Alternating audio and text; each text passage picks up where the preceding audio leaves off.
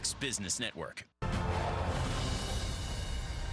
New tonight, Democrats taking control of the House of Representatives, and with that, the far-left socialist wing of the party is getting its chance to push massive government expansion. And guess what? You're going to get stuck with the bill.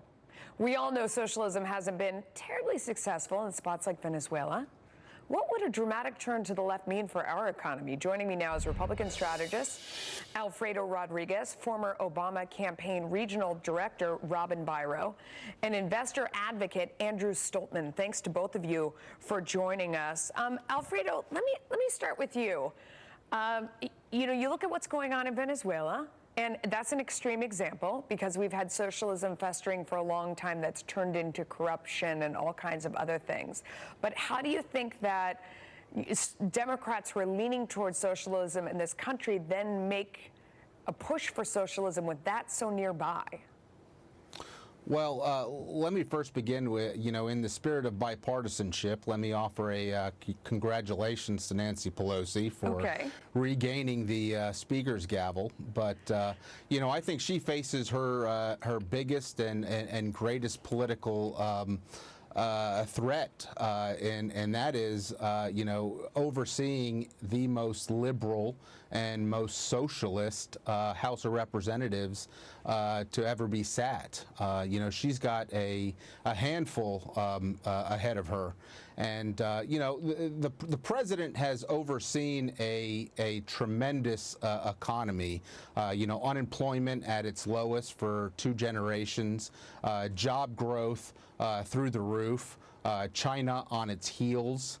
And so, anything that, Nancy Pelosi and her liberal, Congress decides to do to turn back that that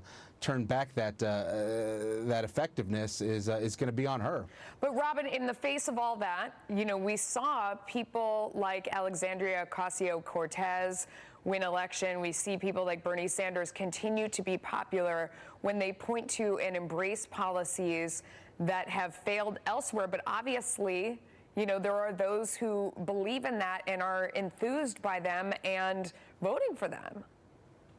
Correct. And Andrew brings up a good point. We do have work to do still in the Democratic Party to unite for the far left part of the party and the more centrists, the Bernie bros and the people that work for Hillary. We're still boots on the ground perspective working to heal some of those wounds. And part of that is going to involve just listening to them, hearing what works that's common sense. The Medicare for All thing I thought sounded like a terrible idea until the Republican-funded survey showed that it was going to save us $2 trillion over what we currently have over the course of 10 years. That sounds like a great savings to me. Anytime I hear the word socialism, I get really nervous as a centrist myself, but I do want to hear them out on things that do make common sense, Melissa. Yeah. Andrew, I mean, as somebody coming at this from sort of the investor point of view, what is the best way to help those who are falling behind? I mean, is it the socialists look for a redistribution, and say that this is a way to give people a hand up, you sort of help them get to a higher level, and that capitalism is good for the rich and for the powerful, but then it's a mean system where other people get further and further behind.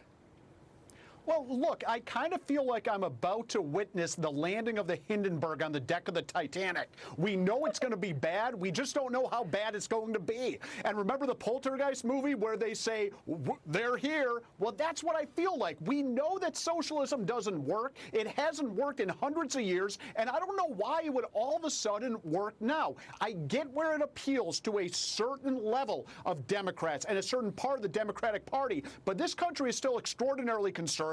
And the Democrats pander to the socialist wing of their party. I think that's death and toxic to their chances in 2020. But Alfredo, it works. I mean, I'm being the devil's advocate here. When they say health care is a right, and that the problem with Obamacare was that it didn't go far enough, and that what needs to happen is Medicare for all, where if you look at folks down in Florida, they're enjoying Medicare. Why shouldn't everybody have it?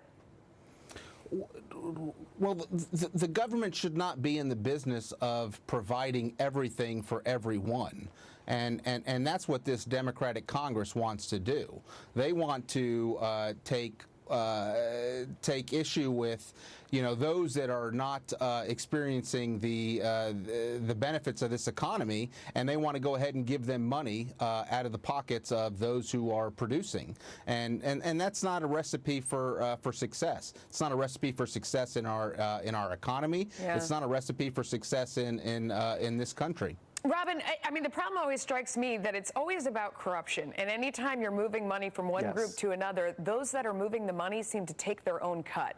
And I think that's what bothers a lot of people about Washington in general. You sort of say, how do you go to Washington and you're Alexandria Ocasio-Cortez, who says that she can't even afford an apartment, but then decades later when people leave, they're beyond wealthy and supposedly they made $100 and something thousand a year. That math doesn't work out.